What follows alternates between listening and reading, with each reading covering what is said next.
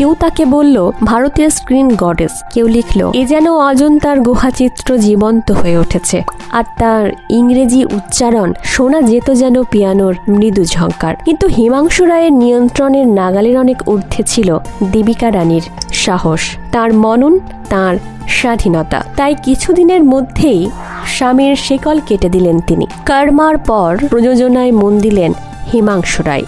নায়কের ভূমিকা থেকে নিজেকে সরিয়ে নিলেন, আর্টিস্টদের মাইনে দিয়ে নিয়োগ করলেন। বন্ধুদের বলেছিলেন ভালো চেহারার গাধা পেলেও পিটিয়ে ঘোড়া করে নিতে পারবো। কিন্তু সেই উপহাসই শেষমেশ সর্বনাশ ডেকে আনলো। জওয়ানি কি হাওয়া ছবিতে দেবিকা রানীর বিপরীতে নায়ক হলেন নজমুল হাসান।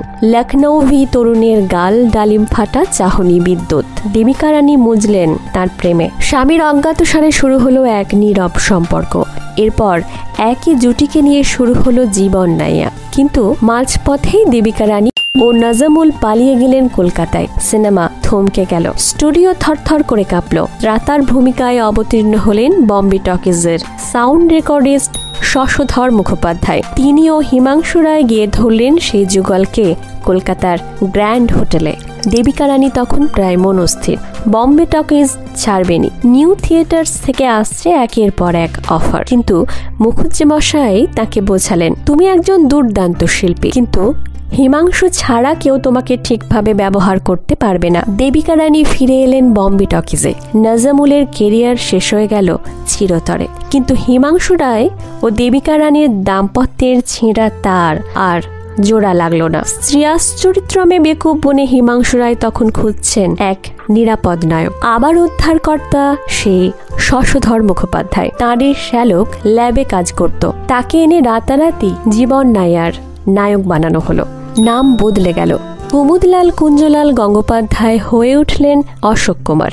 দাদামণি হবার পর এক সময়ে অশোক কুমার এক সাক্ষাৎকারে বলেছিলেন জীবন প্রভাত, বচ্চন, ইজ্জত, আনজান এমন 10টি ছবি একসঙ্গে করার ফলে কিছু মানুষ তার নাম ও দেবিকা রানীর সঙ্গে জুড়ে দিয়েছিল।